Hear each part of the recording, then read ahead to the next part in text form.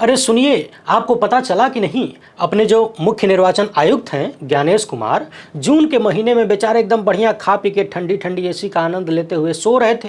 तभी इनके सपनों में कोई नॉन बायोलॉजिकल आदमी आया और ज्ञानेश कुमार को जगाकर नॉन बायोलॉजिकल ने कहा कि उठो ज्ञानेश, बिहार में चुनाव होने वाला है और मेरी सत्ता की एक बैसाखी बिहार से ही आती है। तुम्हें बिहार में कुछ करना है ज्ञानेश। अब महामानव का ये आदेश सुनकर गुप्ता जी हड़बड़ा गए, एकदम खड़बड़ा गए। कच्ची नींद में उठकर बोले, सर सर सर, जो आदेश हो सर, क्या करना है सर, बताइए सर। तो महामानव ने कहा कि हड़बड़ाओ नहीं ज्ञानेश, वही करना है जो तुम कह रहे हो। गुप्ता जी ने फिर से पूछा, क्या करना है सर। तो महामानव ने कहा कि बिहार में करना है सर, यानी स्पेशल इंटेंसिव रिवीजन, SIR। अब आप सोच रहे होंगे कि दुनिया के सबसे बड़े लोकतांत्रिक देश और जिसकी आबादी भी लगभग सबसे बड़ी है, वहां पर चुनाव आयोग क्या सपने में किसी का आदेश ले सकता है? अरे भाई, इतना बड़ा SIR करने से पहले मीटिंग हुई होगी, तैयारी हुई होगी, तब फैसला लिए होंगे। अब आपको तो पता है कि हम यूं ही मुंह उठाकर कुछ बोलते नहीं हैं। RTI के जवाब में खुद चुनाव आयोग ने ऐसी बातें कही हैं। RTI एक्टिविस्ट अंजलि भारद्वाज ने जब चुनाव आयोग से पूछा कि पूरे देश में SIR के फैसले की प्रक्रिया कैसे की गई और कैसे अप्रूव किया गया, तो चुनाव आयोग ने एकदम चौंकाने वाला जवाब दिया। कह दिया कि इससे संबंधित कोई फाइलें हमारे पास मौजूद नहीं है। इतना ही नहीं, केंचुआ ने अपने हलफनामे में जिस स्वतंत्र मूल्यांकन को SIR का आधार बताया था, उसका भी कोई रिकॉर्ड नहीं है। बिहार के 2003 के SIR के आदेशों और दिशा निर्देशों की फोटोकॉपी मांगी गई तो चुनाव आयोग ने 2025 का आदेश दे दिया। अंजलि भारद्वाज पूछ रही हैं कि आखिर चुनाव आयोग क्या छिपा रहा है और क्यों छिपा रहा है। तो आप दर्शक ही बताइए कि जब कोई रिकॉर्ड ही नहीं है, कोई फाइल नहीं है, तो क्या आपको नहीं लगता कि भोरे भोरे सपने में महामानव आया होगा जो कि नॉन बायोलॉजिकल रहा होगा और ज्ञानेश कुमार को SIR करने का आदेश देके चला गया होगा? तभी तो कोई फाइल नहीं है, कोई रिकॉर्ड नहीं है। लेकिन आप लोग टेंशन मत लीजिए, रिपोर्टर्स कलेक्टिव, न्यूज लॉन्ड्री जैसे तमाम संस्थान हैं जो बिहार में जाकर खूब बढ़िया बढ़िया रिकॉर्ड निकाल रहे हैं, खंगाल रहे हैं और केंचुआ का रिकॉर्ड बना रहे हैं। आज हम ऐसे ही 2 रिपोर्ट्स की बात करेंगे जो केंचुआ का पूरा कच्चा चिट्ठा खोलने के लिए काफ़ी है। जो सवाल उठता है कि क्या केंचुआ ऑपरेशन सक्सेसफुल पेशेंट डेड की व्यवस्था में चल रहा है या फिर उसका ऑपरेशन ही कुछ और है। खोजी पत्रकारों ने बिहार से गजब गजब चौंकाने वाली चीज़ें निकाला है। एकदम आसान भाषा में सब कुछ आपके सामने रखेंगे और कहीं ना कहीं ये सिद्ध होता हुआ दिख रहा है कि केंचुआ जो करने चला था, जो दावे थे, वो पूरी तरह से फेल हैं, यानी SIR फेल है क्या। वीडियो को आखिर तक देखिएगा। पहली बार है तो चैनल को सब्सक्राइब करके घंटी बजा दीजिए टन से। इसके अलावा आपको मालूम है कि हम किसी धंधा सेठ या राजनीतिक दल के दम पर नहीं चलते, तभी खुलकर आपके मुद्दों पर बात हो पाती है। हमारा काम पसंद आता हो तो इसके QR कोड या फिर मोबाइल नंबर का प्रयोग करते हुए जो भी हो सके आर्थिक सहयोग भेजने का प्रयास जरूर करें। बहुत बहुत धन्यवाद। आपको याद होगा 17 अगस्त 2025 को जब चुनाव आयोग के मुखिया प्रेस कॉन्फ्रेंस करने आए और उनसे पूछा गया कि आप विदेशी घुसपैठियों को वोट डालने से रोकने के लिए SIR करवा रहे हैं, तो बताइए अब तक कितने विदेशी मिले, बिहार में कितने बांग्लादेशी, नेपाली और पाकिस्तानी मिले, अफगानिस्तानी मिले।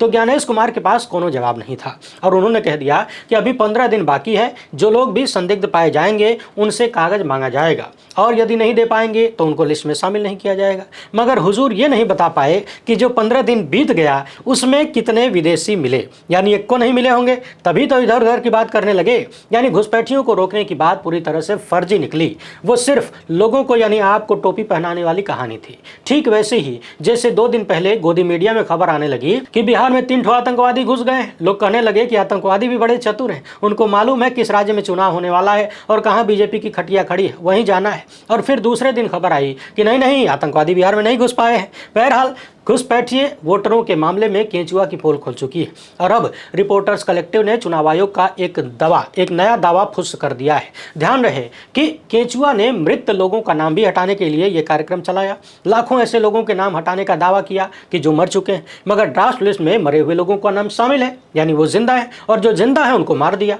मगर इन सबसे बड़ा एक और मामला सामने आ गया है, वो है डुप्लीकेट वोटर का। चुनाव आयोग का दावा था कि उसने 7 लाख डुप्लीकेट वोटरों को लिस्ट से हटा दिया है, यानी नाम डिलीट कर दिया है। इसे लेकर चुनाव आयोग खूब बड़ी बड़ी बातें कह रहा था, लेकिन इधर नजर दौड़ाइए, बिहार की मात्र 15 निर्वाचन क्षेत्रों की जांच जब रिपोर्टर्स कलेक्टिव के लोगों ने किया तो डुप्लीकेट वोटरों के 67,826 मामले मिले।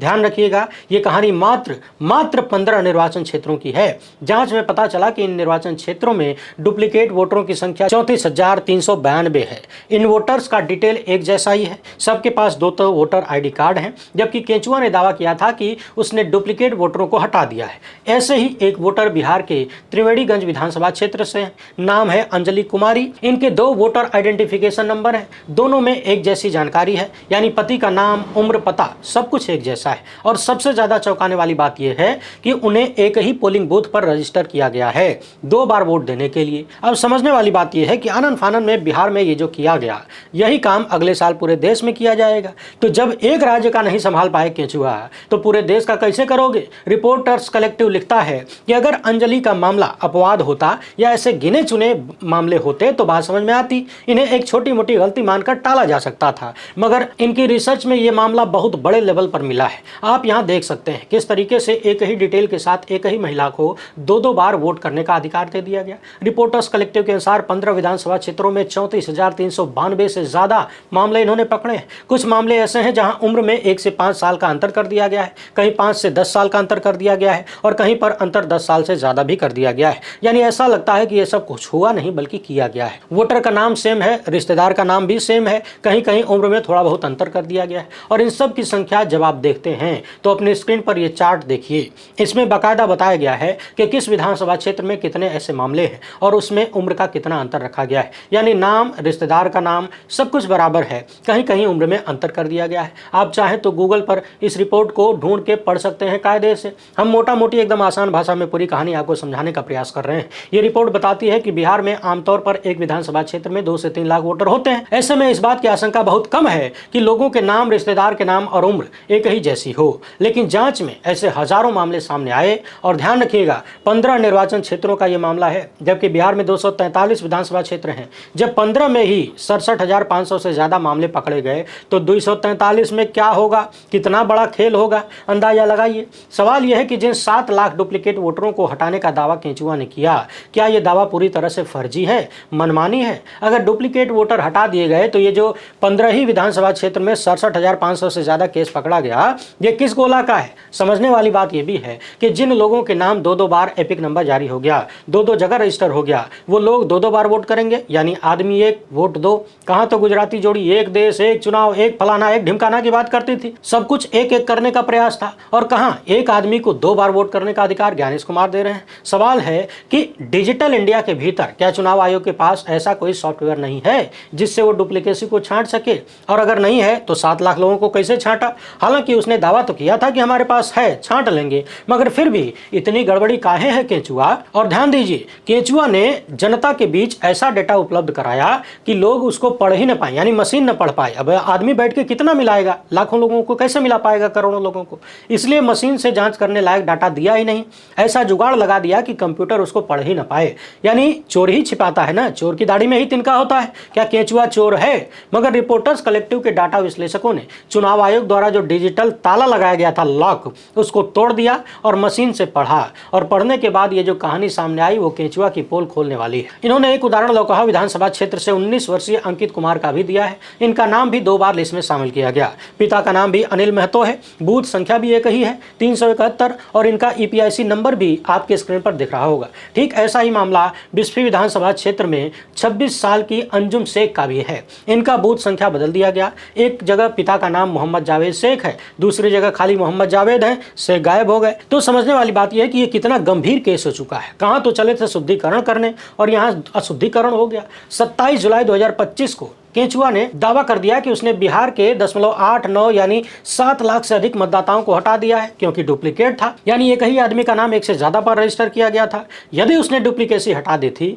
तो फिर ये जो निकला है ये क्या है। समझने वाली बात यह है कि इसी साल की शुरुआत में भी बिहार में जो वोटर लिस्ट आई थी उसमें भी यही डुप्लीकेसी मौजूद थी। यानी जो समस्या 2025 की शुरुआत में थी, जनवरी में थी बिहार में वोटर लिस्ट को लेकर, वो ड्राफ्ट वोटर लिस्ट में भी है, SIR के बाद भी है। तो फिर इतना सारा हो इतना सारा तामझाम फैला के केंचुआ ने क्या किया, उसका हासिल क्या है। जो समस्या पहले थी वो अब भी है। इसके संबंध में रिपोर्टर्स कलेक्टिव ने चुनाव आयोग को ढेर सारे सवाल भेजे, मगर जवाब नहीं आया। कम से कम जब तक हम ये वीडियो शूट कर रहे हैं तब तक तो जवाब शामिल नहीं हुआ था। अब इंतजार करिए जवाब आता है कि नहीं। हालांकि पहले वाले राजीव कुमार होते तो कम से कम घटिया वाली सड़क छाप शायरी तो आ ही गई होती। जवाब भले ना आए, ज्ञानेश कुमार को तो वह नहीं आता है, गुस्सिया जाते हैं, हड़काने लगते हैं, डराने लगते हैं, धमकाने लगते हैं।